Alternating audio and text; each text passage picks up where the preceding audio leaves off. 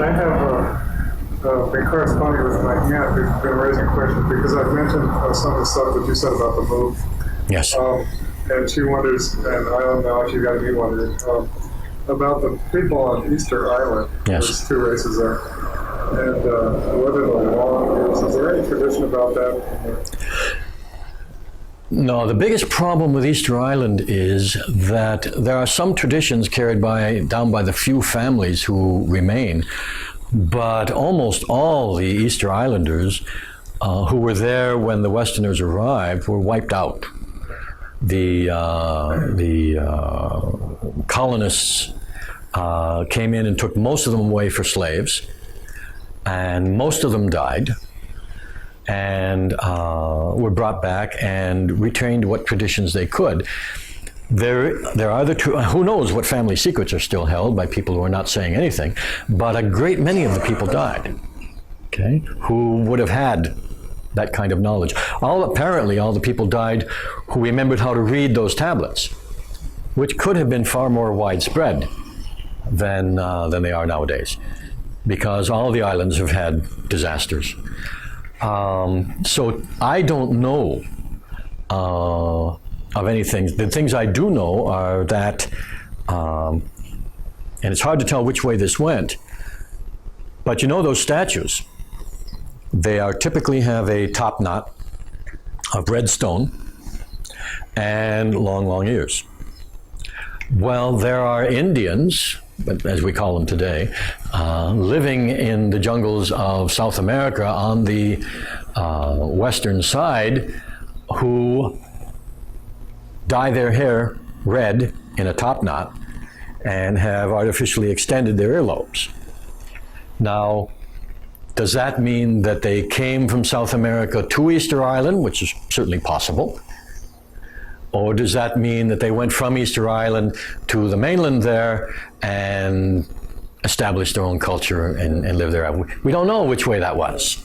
And that's the kind of thing that's coming up. And to me, when I look at those tablets, there's nothing, I've never seen anything like those tablets that came from South America. No, I haven't either. India, yes, there's some things similar in India, but there's some things they look like they came from Asia. So, yeah, they have found some things in. Can't quite remember the name, Marahevo or something like that in southern India, that seem to resemble some of those figures. That's true. On the other hand, they could have been an independent development. We don't know about that. But whether they were part of the Mu people or not, we don't know. Both races might have been new. There are legends of a great voyager going there and discovering the islands, a Polynesian voyager.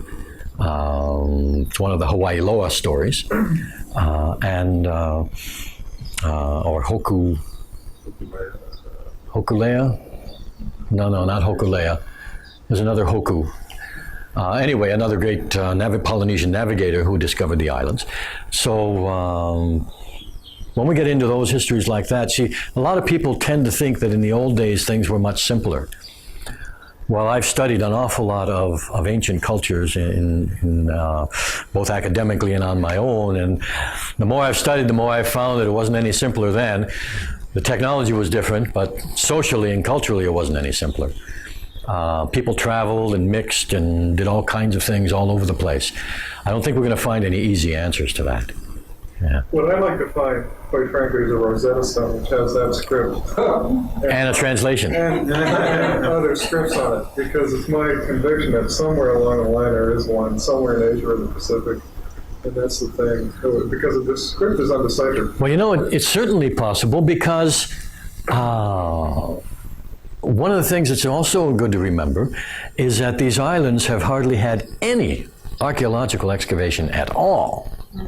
I have read about stone fortresses in some of the South Pacific islands, and I'm not talking about Nan Madol. I'm talking about other places where way up in the hinterlands in some of the Society Islands there are great stone forts that have not been touched, that hardly anybody knows about. Almost nothing has been done archaeologically. Now look, just on that for a little bit, in Egypt, which you think would be totally dug up by now, okay, because they've been doing it steadily for an awful long time. They just discovered one of the biggest finds ever. A whole new chamber, which is more elaborate than anything they've ever found. And they are constantly digging there. Hundreds of people, year after year. Nobody's hardly done anything in the Pacific. We have no idea what we might find. So yeah, the potential is definitely there.